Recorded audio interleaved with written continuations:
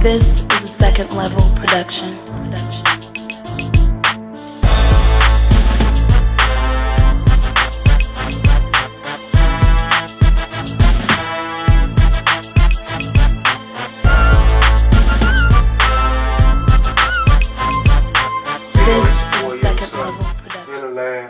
We're going to put together a little tutorial right now. I'm going to show you how to actually sync the MV into Pro Tools, you know what I'm saying, make them compatible where you could be able to dump your tracks straight into Pro Tools, you know what I'm saying. So, let's get started. I'm going to make a little quick, little small beat, you know what I mean? Then we're going to go into tracking it in. Pretty much like a two stereo track, two-track stereo. So, what I'm going to start with is pretty much the basic melody.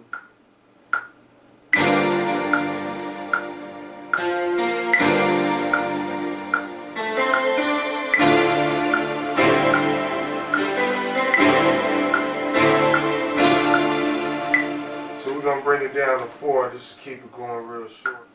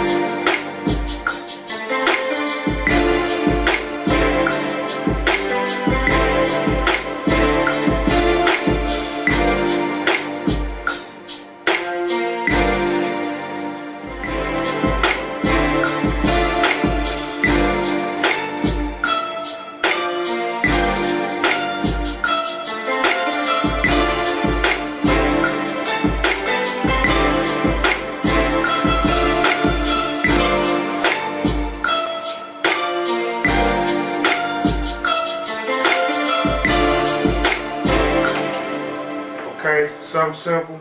Alright, now we're going to go into actually putting in the Pro Tools. Start a new session. Gonna call it test. Alright, being that I have multiple inputs, I'm going to go ahead and assign it to 3 stereo tracks. Another thing what you want to do also, since you're already inside of Pro Tools, go to Setup, go to MIDI, Beat Clock. Alright. You want to make sure that whatever you're using, whatever interface you're using, is selected.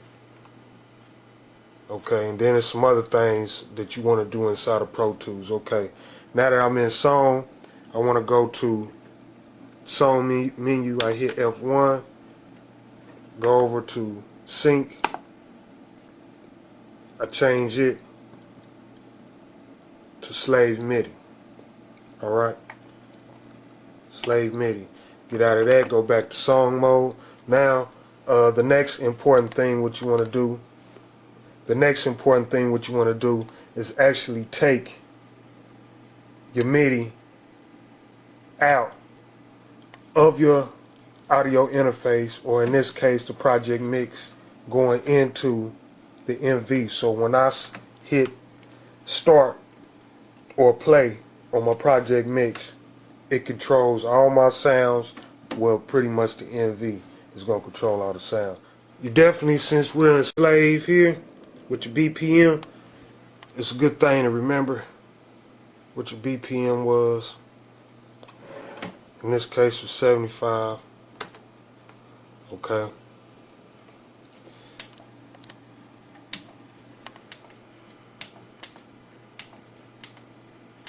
Okay.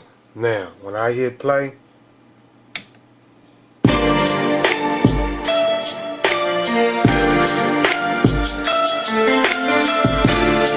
okay, now, next important thing what you want to do is I'm going to arm all my tracks simultaneously. I definitely want to come over here, select where my inputs are coming from. Alright. So now I got that established.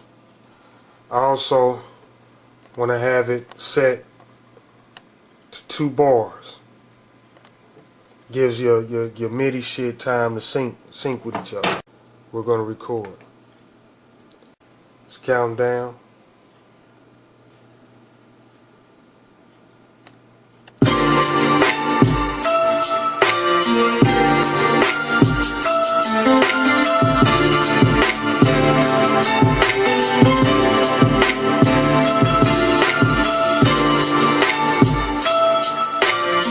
I got it on loop, so I'm going to stop it, so it can stop at the end.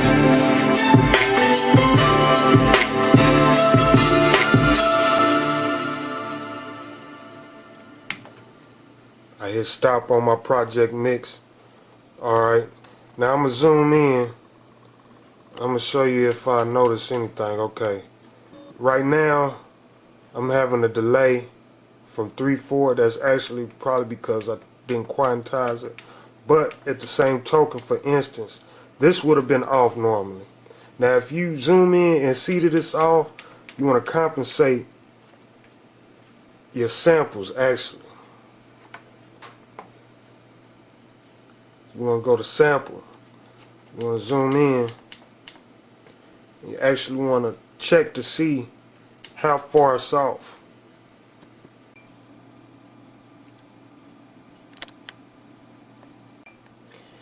So like I was saying, you want to check and see how far it's off. I'm going to go up here, select SIP. From the beginning to the end of where it actually starts recording.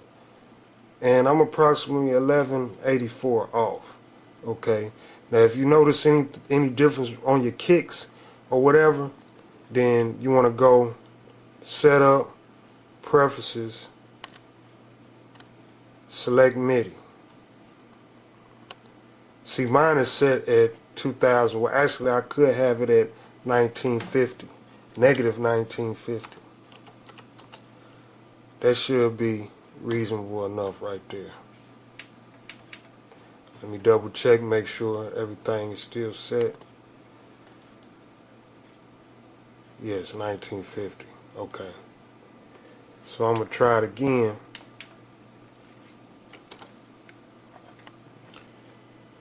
Arm, record, and let's go.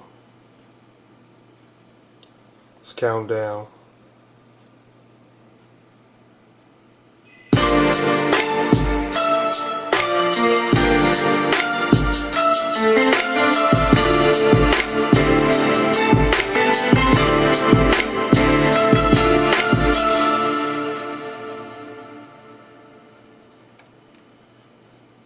Alright, that was the 4 bars right there. Okay. So yeah, it was off just because it's actually longer. So I'm going to show you how longer it is. Just because I changed. See, now it was off 12, 16. So that is important. Therefore, when you have everything ready to go, you can track it out. Mute your shit, you know what I'm saying? Make sure you name each MIDI track. That's important too. That way you don't forget shit when you track shit out. So, other than that, there you have it.